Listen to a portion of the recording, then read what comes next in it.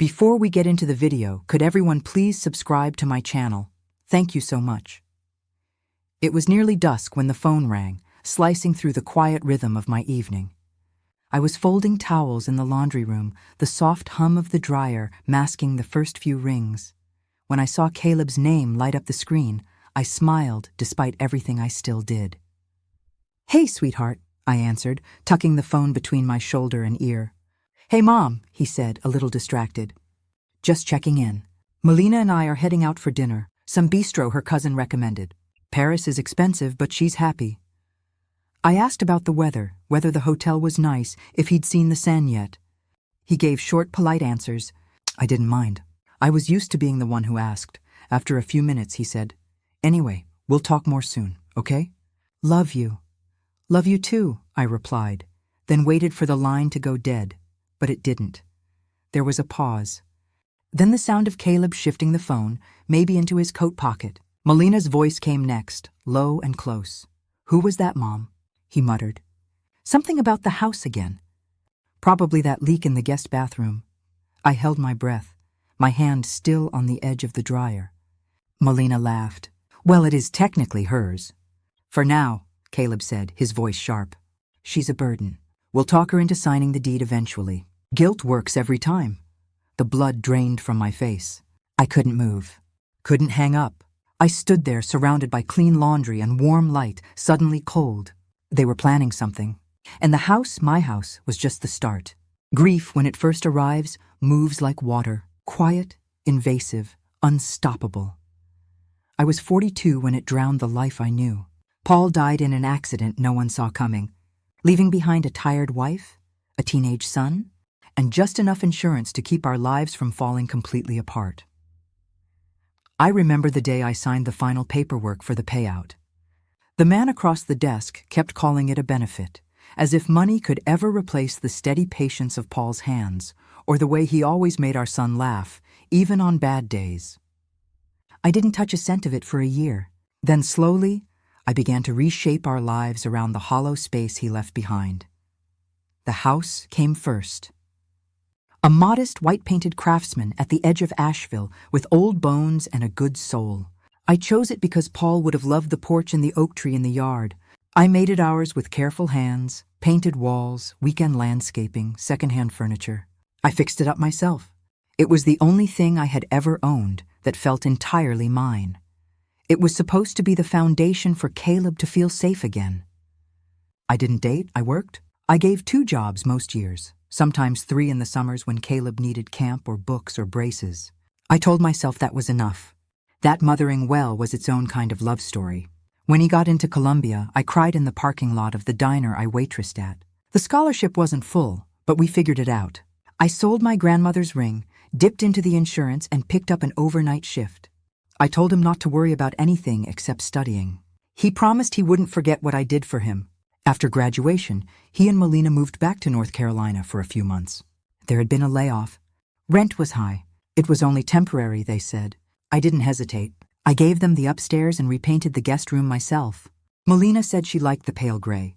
I said nothing when she replaced the curtains, or when Caleb rerouted the mail to their names, even when they started referring to the place as the house, never Mom's house.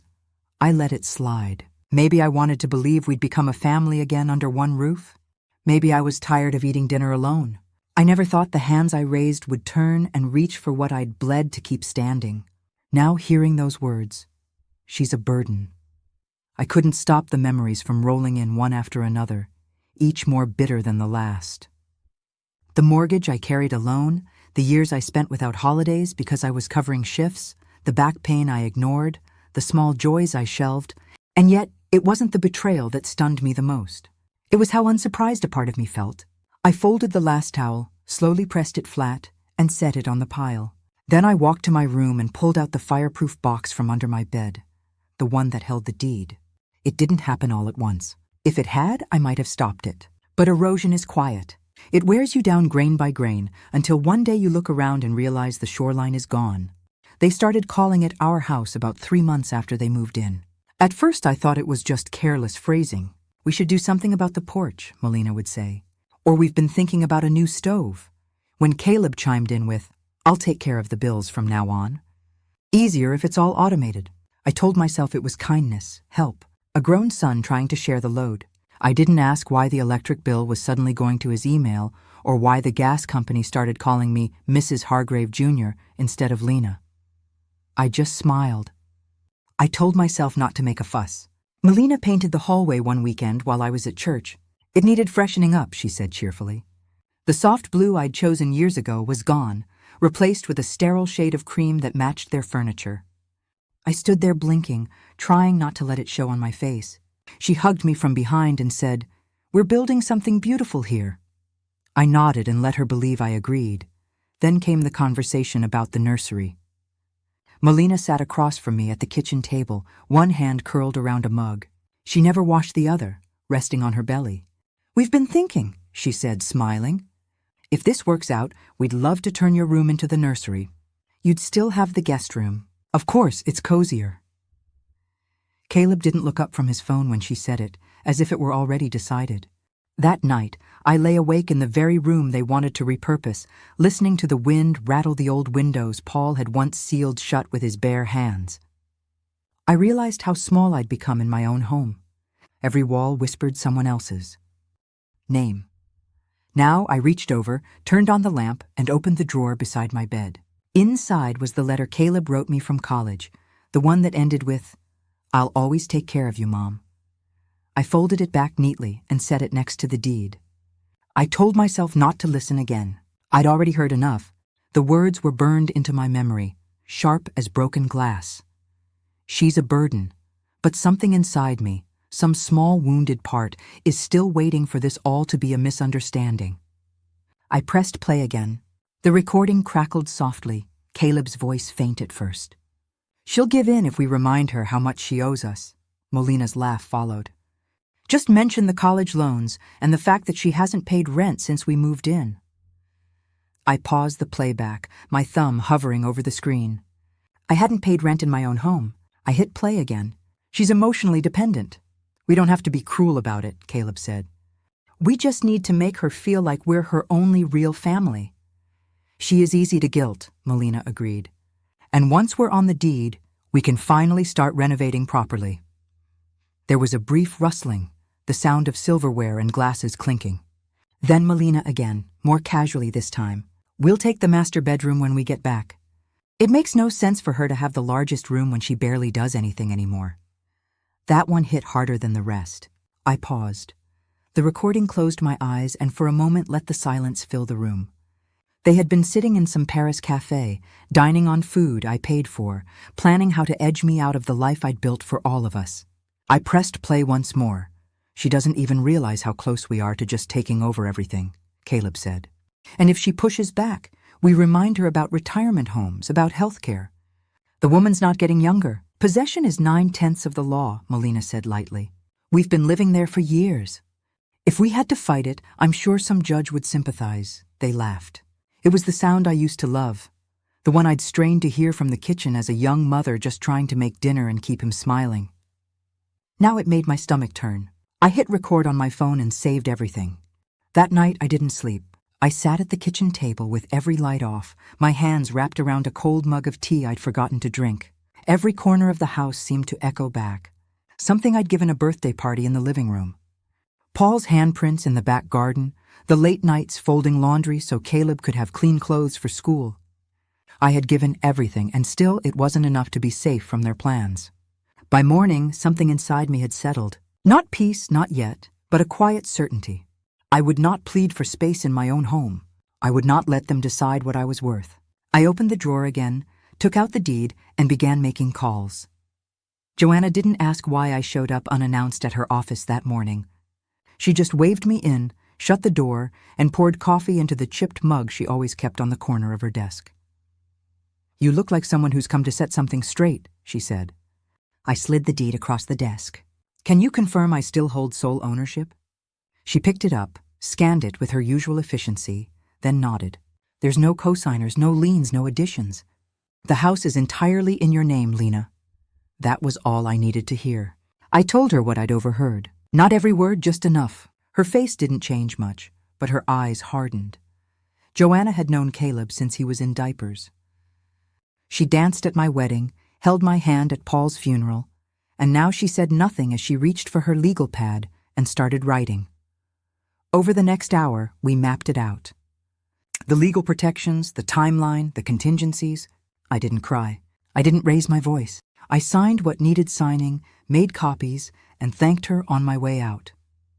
By the end of that day, I had a private meeting scheduled with a realtor 2 towns over. Marcus had worked with me once before on an estate case, discreet, professional, no nonsense. When I told him I needed a quiet sale and a fast turnaround, he didn't flinch. We'll price it to move.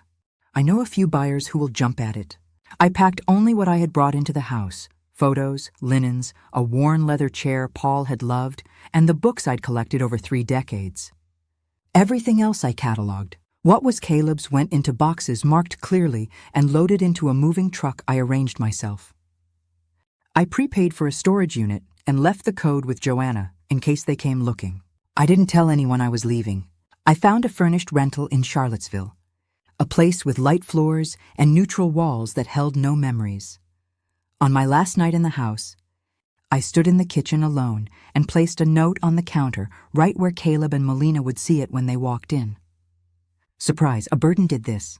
I set down the keys beside it, locked the door from the inside, and exited through the garage one final time. As I drove down the familiar streets, the town blurred behind me like a painting washed in rain, and ahead of me the road began to open. They came back on a Wednesday. I knew the day not because they told me, but because the calls began just after noon and didn't stop for hours. First Caleb, then Melina, then Caleb again. Missed call, voicemail, text, another call, each one more frantic than the last. "Mom!" His voice crackled through the first voicemail. "The keys aren't working. Did you change the locks? What's going on?" The second was shorter, harsher. "Lena, this isn't funny. Where is everything? Where are you?" I listened to none of it in real time. I let them pile up while I sat in the small kitchen of my new rental, stirring sugar into a cup of coffee I didn't really want. I stared out the window at nothing in particular, letting the silence answer for me. By early evening, their panic had shifted tone. Melina's voice filled one message, syrupy, sweet, but sharp underneath. "We're just really worried." "Okay, please call us. Just let us know you're safe." Safe? I smiled at that. For the first time in years, I was. Later that night, Caleb left a final message, his voice strained. "We found the note. I don't know what you think you heard, but you've made a huge mistake. This is our home too, and you had no right, none, to sell it. We're talking to a lawyer. You've really done it this time." I saved that one too. I didn't respond. I didn't explain. I didn't offer comfort or defense. Let them yell into the void. Let them wonder where the line between control and love finally snapped. I had no interest in pulling them across it. The house was gone. The door no longer opened for them, and my silence at last was speaking louder than anything I ever said. They demanded a meeting. Caleb's message had been short and sharp. "Tomorrow, 10 a.m., Cafe on Main. If you don't show, we're coming to your office." So I showed. I arrived at 10:05, not out of rudeness but intention. Caleb and Melina were already seated, postured in practiced indignation, hands curled around untouched mugs. I didn't greet them. I simply sat, set my phone on the table, screen up, and pressed play. Their voices spilled out, familiar and cruel. I watched their faces shift as each word echoed back at them. "She's a burden. We'll take the master bedroom." "Guilt works every time," Melina said. Caleb's mouth tensed, then tightened into something between anger and denial. "You misunderstood," he said flatly. "No," I answered. I finally understood. Melina leaned forward, her voice soft and cutting. "You blindsided us. You sold our home out from under us." "It was never yours," I said calmly. "It was mine, paid for, maintained, protected," Caleb scoffed. "After everything we've done for you," I met his eyes and didn't look away. "Yes, and you taught me exactly what not to become." They didn't know what to do with that. I didn't give them time to recover. There will be no money, no access to my accounts, no forwarding address, no second chances. Melina opened her mouth, closed it again. Caleb's fists clenched on the table, knuckles white. "I'm your son," he said finally, like the title alone should mean something. "And I was your mother," I said quietly, "not your asset." For a long moment we sat in the silence. Neither of them had ever learned to live inside. I stood, slid a small envelope across the table with the storage unit details, and turned to leave. Behind me, neither of them called my name. The quiet in my new apartment felt different. It wasn't the aching kind I used to fill with other people's needs. It was soft, whole. I wasn't waiting for someone to knock or call or ask for something they'd already decided I owed them. I made tea in the mornings.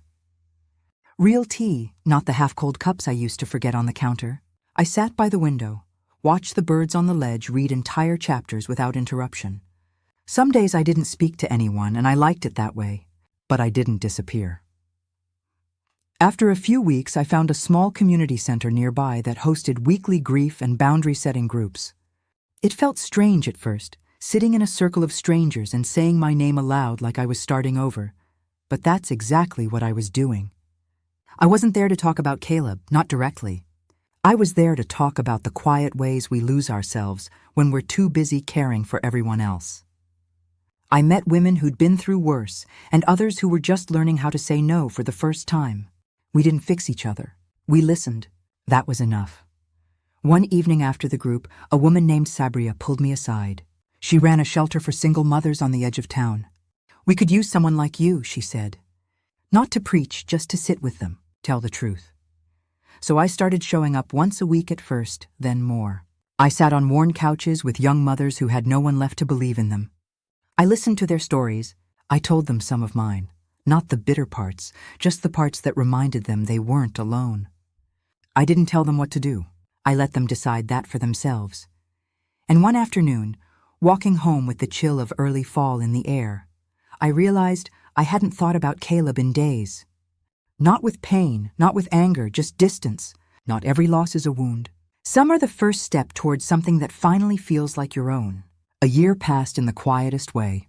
No dramatic changes, no declarations, just steady days, honest, unspectacular mind. The date snuck up on me. I only realized it was the anniversary when I saw the first yellow leaf fall outside my window. Autumn had always been Paul's favorite season. Caleb's too when he was little. I used to rake leaves into piles just so he could jump into them laughing. I made myself tea and sat at the kitchen table with my journal. No one expected anything from me that day. No calls, no demands. I opened to a blank page and wrote a letter. Not to Caleb, not to anyone else, just to me. You were never a burden. You were the foundation. You were the one who kept it all from falling apart.